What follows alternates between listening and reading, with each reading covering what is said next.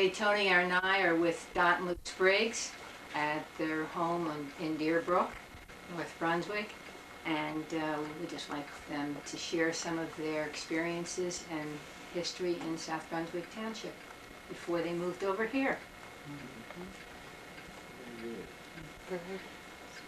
Start at the beginning. Dorothy, you start at the beginning because you were born in...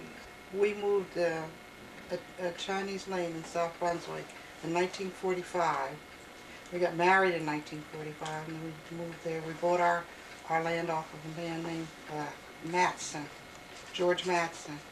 And we raised our children there, sent them to school, and we just loved it in South Brunswick. South Brunswick was a nice place to live in. I really enjoyed it, and I'm a Democrat, and I always drove everyone to the polls, made sure they got there, argued with the men who picked up some of the people.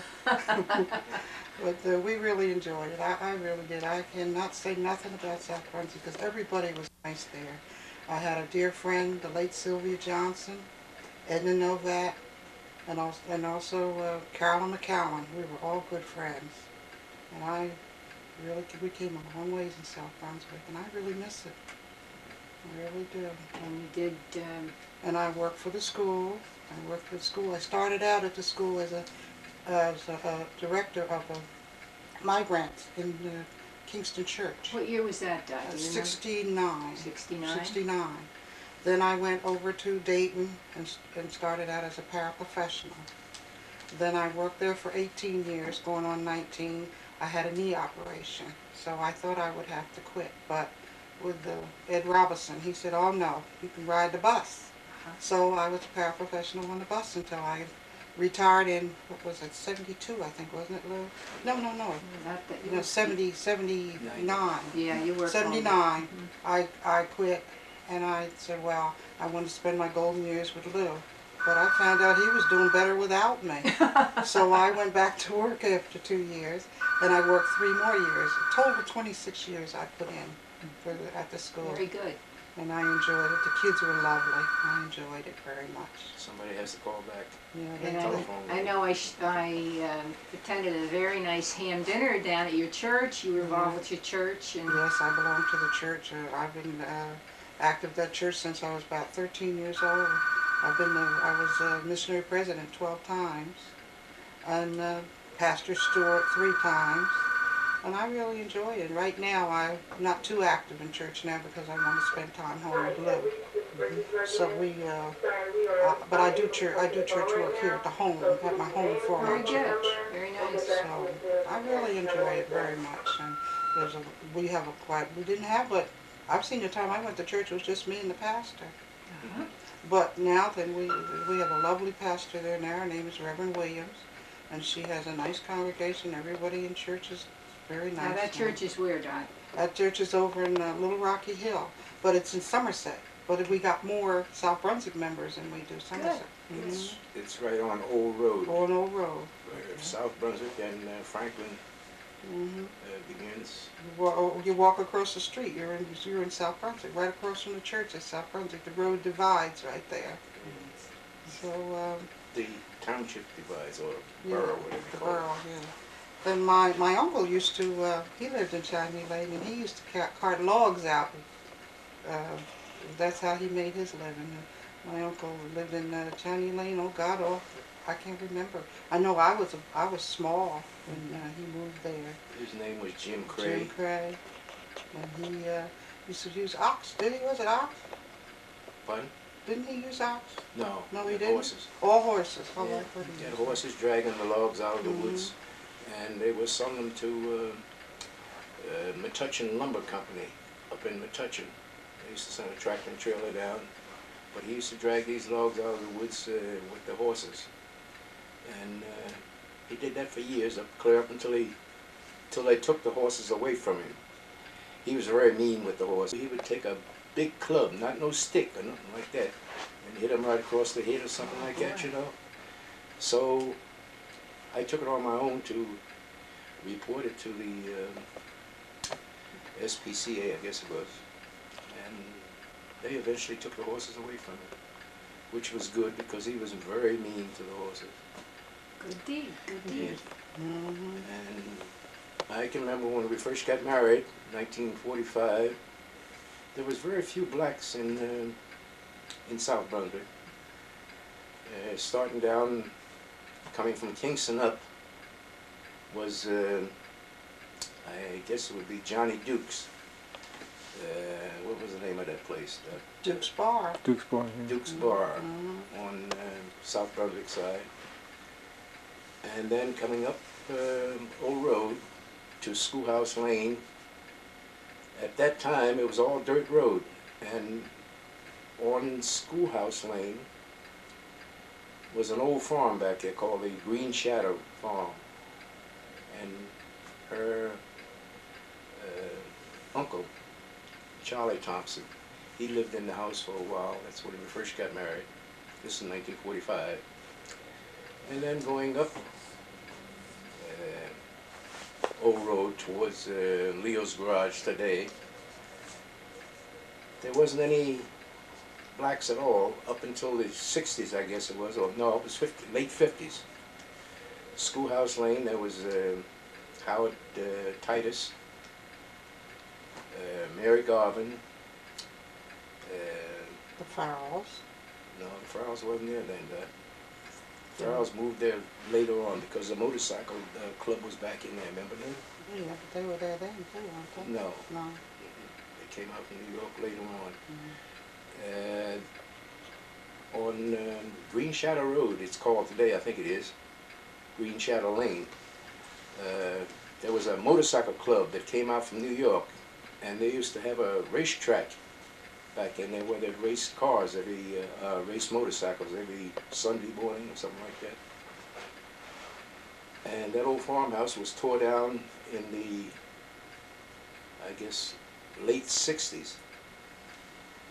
But the Farrells lived there then, but they moved in their new home after they left there. Yeah. Yeah. And then Mr. Farrell, he built the house back in there. And eventually there was Craig, is that his name? Craig, Royal Craig. Royal Craig, Jim Farrell, Jim Carroll. Jim Carroll, and Mr. Farrell, Jim Farrell. And that was the only four Wow. families. His name was Ralph, not Jim. Ralph Farrell. Ralph Farrell. And coming back out to Schoolhouse Lane again. As it was, I said before, there's Mary Garvin. She built the house there. And what's the guy that was in the post office? What's his name? Darrell. Mr. Darrell. Carroll? Darrell. Mr. Darrell. Darrell. And I think that was about the only blacks in that part of the woods at that time. And going back towards Leo's Garage, Chinese Lane, where we live, they used to call it Chinese Lane, now it's Reganey Lane. And Mrs. Reganey, she lived in the first house going back on Chinese Lane. And Jim Cray, he lived in the next little house there. And we lived in the third house, I guess you would call it, going down Chinese Lane. At that time, it was 4 rooms in the house, a little shack we called it. In the wintertime, I think it was when we moved there in November, the wind would blow. We had a piece of linoleum on the dining room floor. The wind would blow and blow that linoleum right up off the floor. And we caught some rough winters back in them days. And we had the kitchen, 2 bedrooms upstairs. Then eventually, after I bought it, we started adding rooms onto it. Them days, there wasn't no inside bathroom for us. We had the out toilet.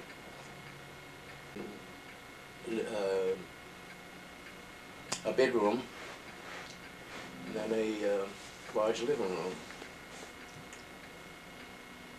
And Then there was the Eddies, Kid Eddies. No, we haven't got that far Oh, up yeah, here oh, yet. yeah, oh, excuse me. Down below us is Traveling. down below Chinese Oh, Lane was a Russia, guy yeah. by the name we bought the house off of, George Matson. He was from Denmark, and he was a very nice guy. Dorothy used to work out at Camp Kilmer when we first got married, and she worked with Mrs. Matson. Her name was Emma Matson, I believe, yeah. Mhm. And he wanted us to buy this piece of land that he was on at that time. He had a big chicken farm there, and I think it was something like 48 acres. And he wanted $7,000. We didn't have 7,000 cents, let alone $7,000. That was like $1 million then. It certainly was. And I should have bought it, but couldn't afford it. Didn't have no money to buy it. And eventually it was sold to Morrison Steel. They it was sold to Goodstone, Artie Goodstone, from Milltown, or Middlebush. He lived in Middlebush. And he in turn sold it to Morrison Steel for $60,000. And coming back up Chinese Lane, going out on 27, was up past Leo's Garage, which is today, was another black family by the name of Green. What's his name? Totsi. Oh, Tots, I don't know what his first name was. All I know is Tots. Totsi was his nickname, but her name was Thelma. Thelma Green. And next to her, well, a couple of doors up from her, was a woman by the name of Fannie Mae. I don't know her first name or last name. It was Fannie Mae, that's all I knew.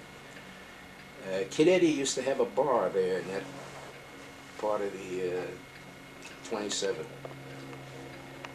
And in the late 40s, or maybe it was the early 50s, he built that bar down there that's called today, well, not today, it was Kid Eddie's at that time.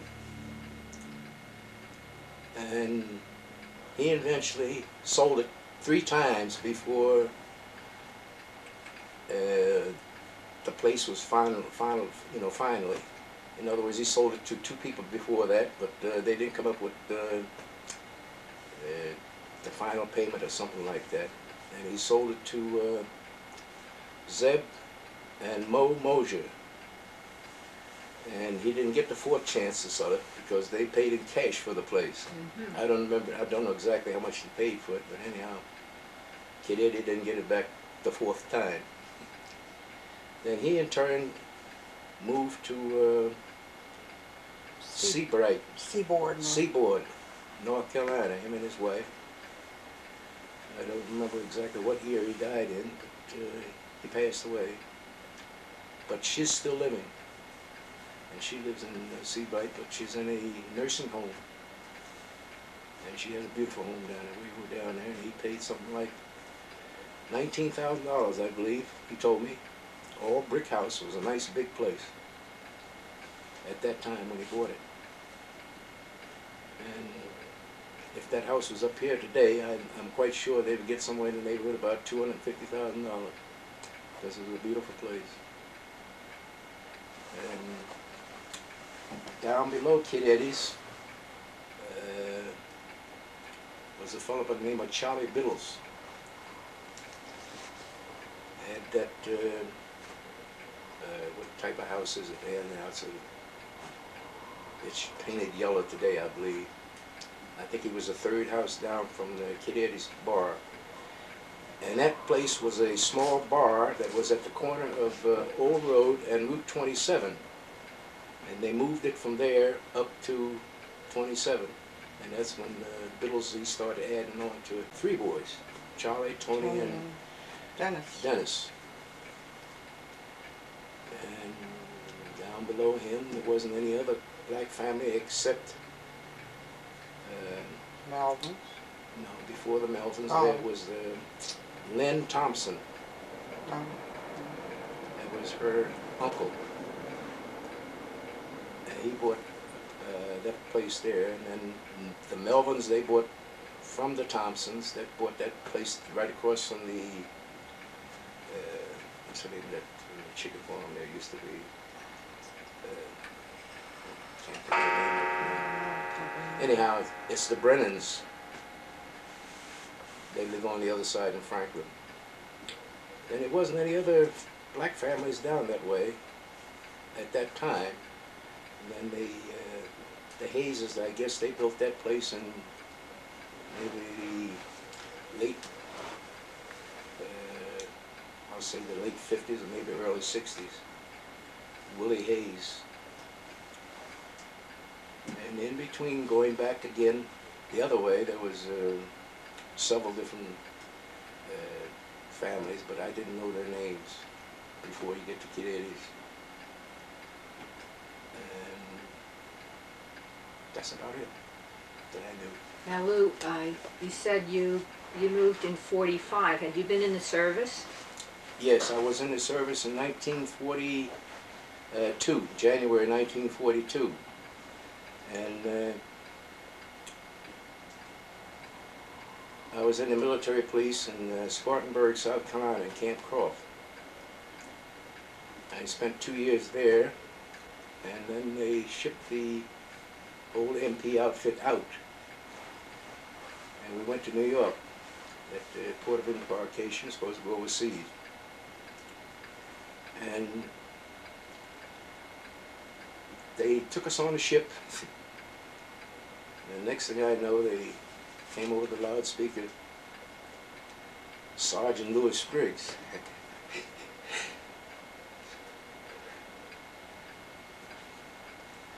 Oh, excuse me. It's okay. we had 2 brothers got killed in service, I and see. they wouldn't take him. Uh-huh. Yeah, They wouldn't take him. because- one was killed in Hawaii when they bombed it. Girl Harbor. Pearl Harbor bombing? Yeah, he was killed in that. He was in the, I don't know whether anybody remembers it or not, but I think it was something like they had 1 year of service before the draft was, I don't know what we call that either. In other words, this was in the 1940s, no, 39, he went in this draft thing. Mm-hmm. You spend 1 year in the service, then you'd be discharged. And he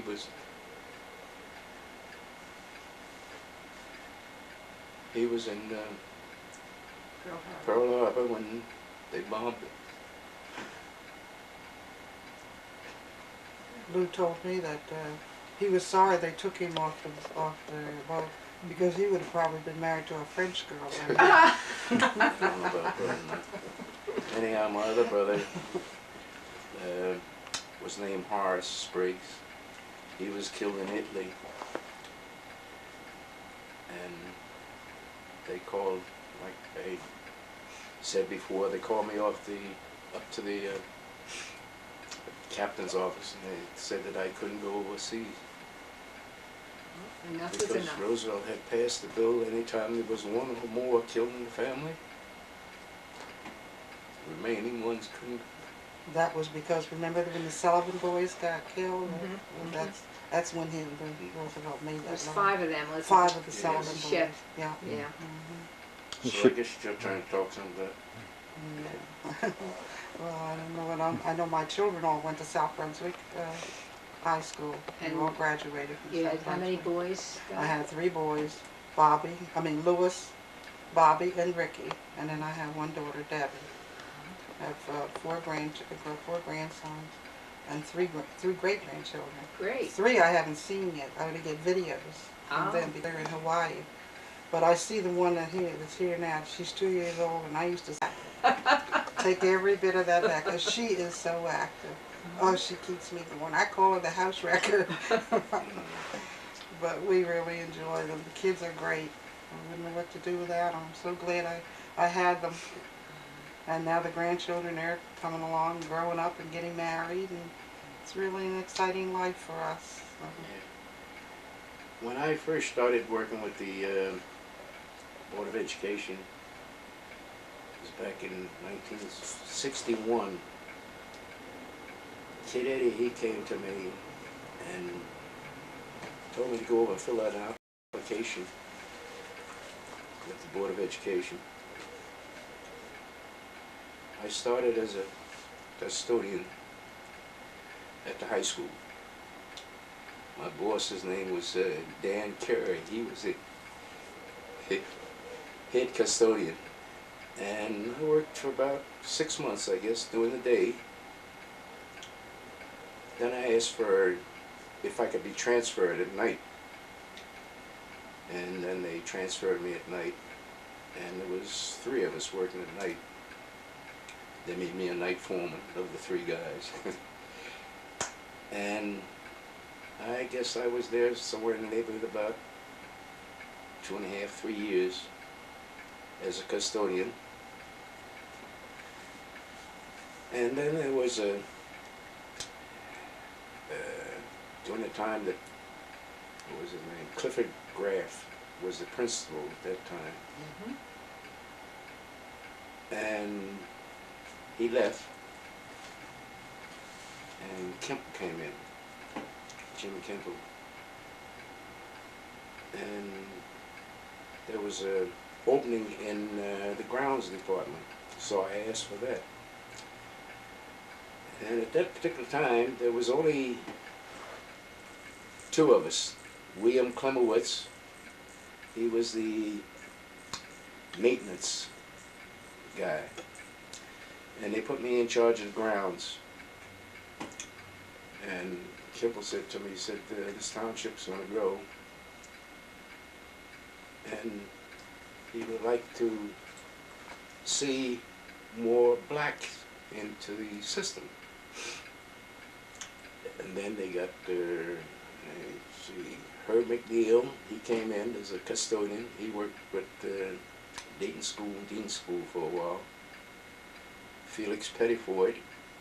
I forgot to mention, he lived there on 27 too. Excuse me, is Felix still living? Yes, he's in a home in... State hospital, isn't he? Or did they take him out of the state hospital? State hospital? That's Maybe what I he heard is. he was. Yeah. I don't know. But he's still living. In Trenton, I believe it is. Because his son, Doug Carver, he goes down to see him every once in a while. And then there came a couple of other fellows out of town. I don't remember exactly what their name was. One of them's name, I can't remember what his name was. It's okay. Hmm? That's okay. Another fellow that lived in South Brunswick, he worked at the high school. Floyd Bross, he lived on Davison Mill Road. And who else in the township got a job over there? I don't know who did get a job other than that. And then, like I said, after Kemple got in, he called Klemowitz and myself into his office one day. And he asked Bill, he says, Bill, how much would you take to be a supervisor of maintenance? So Bill said to him, says, what am I going to supervise, just myself? So Klemowitz said, no, we're going to hire more men, which they did eventually. And he asked Bill how much would he take to be supervisor, other than his salary that he was getting. So he told him how much it was. I don't know exactly what it was. He asked him. Then he came to me and asked me. I said to him, I said, well, whatever you want to give me. I didn't know but anyhow, I got a good price out of that, a good piece of money out of that for being supervisor. Maintenance department, and also for the grounds. We only had 2 vehicles at that time, 2 tractors. One was a Ferguson, the other was a little John Deere. to cut the lawns at the, 10 schools? That's all they had. But Bill and I worked together. Whenever he didn't have anything to do in the schools, he would ride one of the tractors. And during the wintertime, that was all we had at that time too, moving the snow.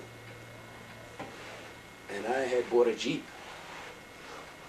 and then I was moving snow with that too at all the schools. And we were at the, where did we have, oh, the old chicken farm there on Kingston Lane. Rosenstock's. Rosenstock's chicken farm. That was That's your where we- garage. Mm-hmm. Had the garage there, and then they bought 2 buses, 2 Chevrolet buses, and they kept them over there.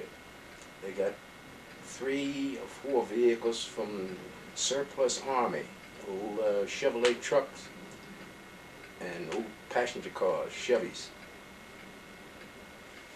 Bill had one, in which he didn't use his truck all the time.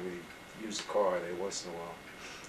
And that's where what they call the warehouse. They moved from there over to New Road at the Ridge Door. We had the warehouse there, and the administration office was in the front of the street there, where all the ladies and the men worked in the administration office. And So you were flooded out. yeah, flooded out several different times. And then they moved over to that building there on Executive Drive. It was just nothing but a shell when they bought it. And we got in there and they petitioned it off and remodeled the place altogether, made all those offices and storerooms. And I think at that time they must have had about maybe 5 or 6 buses at that particular time. Then they put in some gas tanks out in the back of the warehouse there. And put in a sewer line, which they had nothing but, I don't know what you call it. Well water, Yeah, they had a well out there, shallow well. yeah. But their sewer ran out into the parking lot, under the blacktop, with the stone and all that kind of stuff underneath this blacktop. And eventually they had to put the sewer line to the building from Executive Drive. But that well water that they had there, they had a lot of trouble with that. The time they turned around, the pump was breaking down. And then they finally got city water in there too then. And I worked until 1981. That's when I retired. I had a good time in South Brunswick. I really enjoyed it. And then I had a heart attack. And they sent me to Texas, to St. Luke's Hospital. And I got over that. Then about 4 years ago, I got cancer on my lung. I got over that. The chemotherapy that it gave me, it killed the cancer, but it ruined the nerves in my hands and feet. And they stayed numb all the time. So it's your turn to talk about something now. I don't know what else to say. I think you've covered it all. I have one question. You have a question? At the end of Raymond Road on Route 1 was Macon's. Yeah. Did you know that? How long were they there? Do you have any idea when, the length of time that they were there? Was there someone else there at that restaurant, or was it always Macon's, or did they build it? Or I believe it has been always been making sense. Well, till I was old enough to go in a bar, I know that.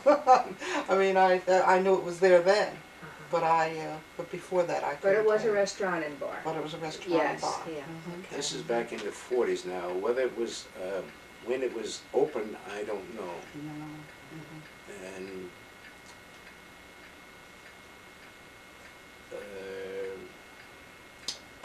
Pretty good fried chicken there, right? Oh Yeah. yes. Mamie Eddie used to have known for her fried chicken too. Uh-huh. Mhm. But the reason I laughed about going to the bar is because there wasn't too many places for black to go in South Brunswick, you know. So it was I wouldn't go to Macon. I mean to Kid Eddie's? no, not Kid Eddie's, but the other bar. Duke's. Duke's. Yeah, I wouldn't go yeah. there because That was a there's wilder not too crowd. much respect. Yeah, that was a there. wilder That's off crowd. limits, Yeah, eh? that was off limits. But I used to go to Kid Eddie's because Mrs. Eddie and I were friends. Good. And then I'd go to Macon's with some of the girls, and my friends would come out from Philadelphia, and we would sneak off and go over to Macon's and have chicken dinner and have a good time. Now, were you born in Jersey, Dot? Oh yes, I'm Uh-huh. born in And- Rocky Hill. And Lou, were you born in Jersey? Or? no, I was born in Bel Air, Maryland. Ah. It's 28 miles this side of Yeah, Baltimore. I know exactly where it is. Oh yeah. Mm-hmm. And then my mother died, 1925. My grandmother, she lived in Philadelphia. Uh-huh. She took me to Philadelphia.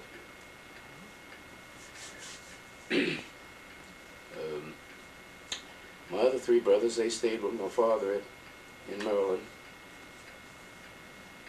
And I used to go back there every summer. Spent the whole summer there with my three brothers. And come back to Philadelphia and go to school. Summertime, go back again. Mm-hmm. My grandmother used to work for people that had he was a president of a bank. And we used to go up to Williamsport, Pennsylvania, every fall of the year. We'd come back maybe in the beginning of the winter. And I went to school up there for a while. And I went to service from Philadelphia. And then when I was being discharged here in Camp Kilmer, that's when I met Dorothy, and we got married, and I stayed here. Well, you've done well. Mm-hmm. I worked at Camp Kilmer at the time, and I was like a nurse's aide.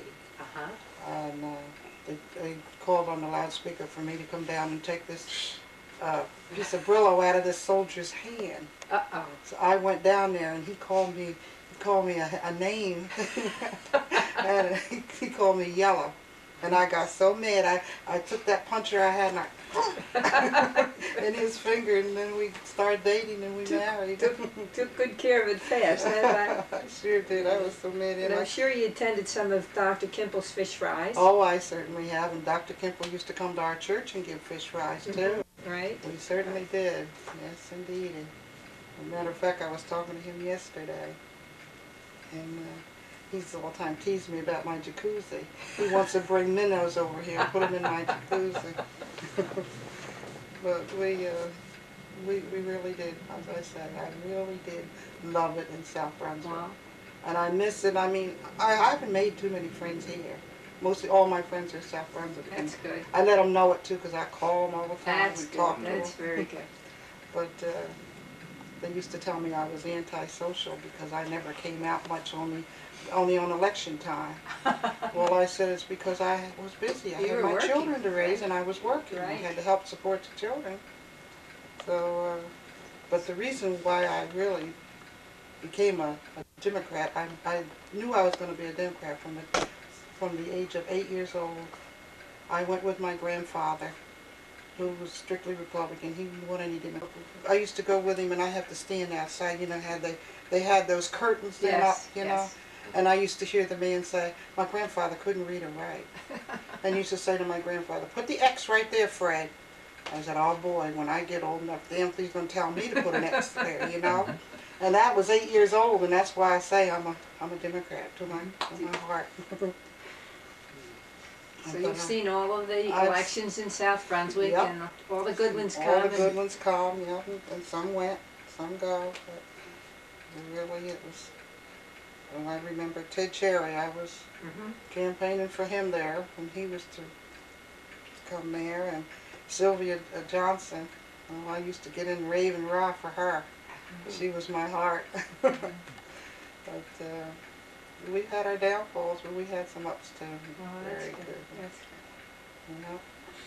Well, I want to thank you very much. Well, I hope it helped out a little bit for you, Vicki, 'cause, Well, this adds very nicely to the history of the township. you know, Thank you very much. oh, you're welcome. And do you have any questions? Anything else you would like to add to it that, you know, little points of interest from your childhood or the schools you went to or anything like that? Mhm. No? Okay. Go ahead, tell me about the school you went to. I went to Franklin Park. Oh, that's right, When yeah. I was in we were Right. living in Somerset. Okay, that's right, yeah. Yeah, I went to Franklin Park. Okay, thank you. You've seen all the, Go on here. Yeah, get my glasses off. I think my bad. We'll go. Okay. Okay. Yeah, when we lived there in South Brunswick, where Kilmer Park is today was nothing but farmland and woods.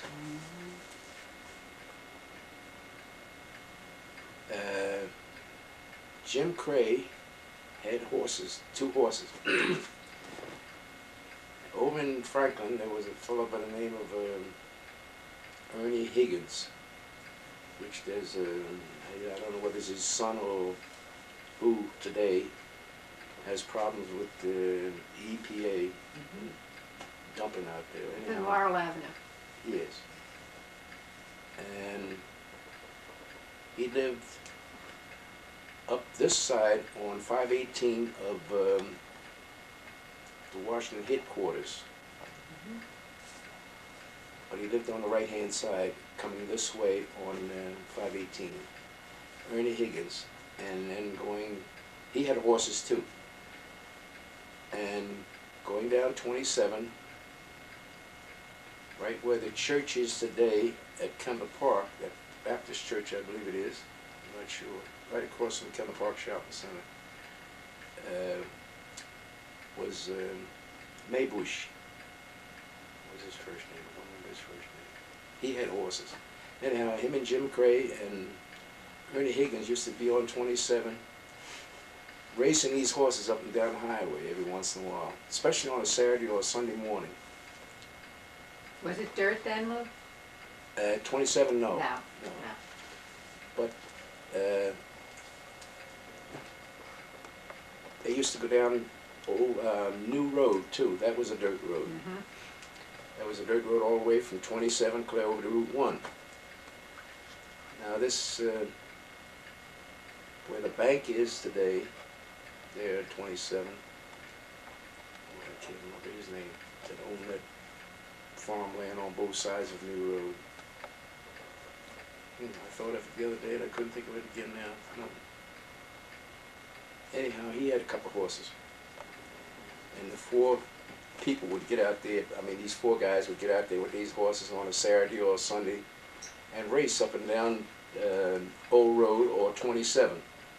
And then they would stop in the kid eddies and get half in the bag and then tell their stories about what they'd done that week or whatever. And Jim Cray, he used to do his shopping over at Louis, what's the name of that store in Rocky Hill that had that bar?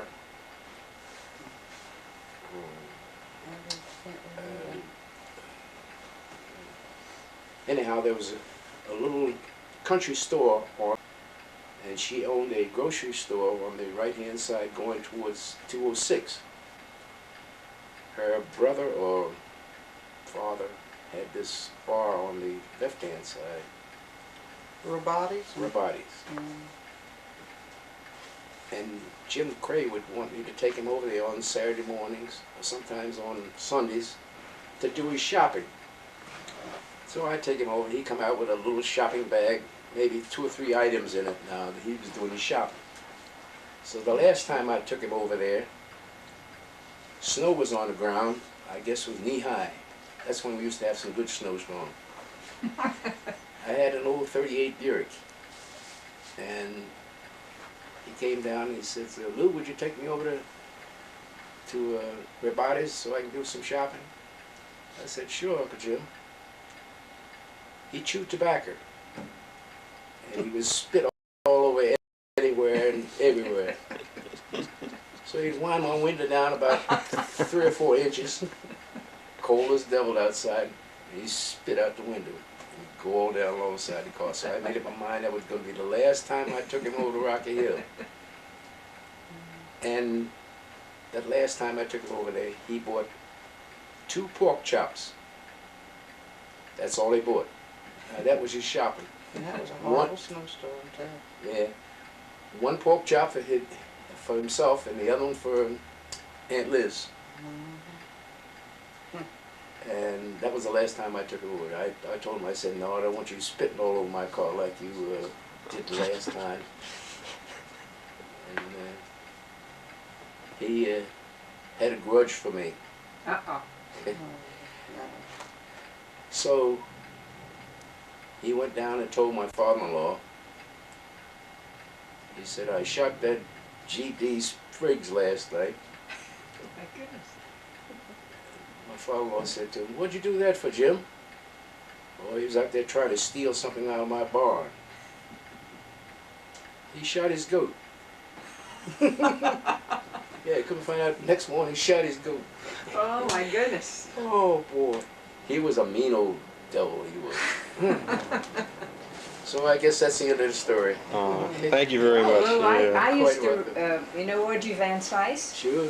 from the board office? Yeah. Well, she and I had horses, and we used to ride New Road, go over 1, out to 27, and then go over straight over Bunker Hill. Bunker Hill, oh, All dirt road, yeah. Yeah. and we did some racing too. I've always been afraid of horses, isn't that something? Well, I never would want my children to have them because I knew what I did to them. So, Audrey, she still works for the Board of yes, Education. she does. She's still there. Yeah. She started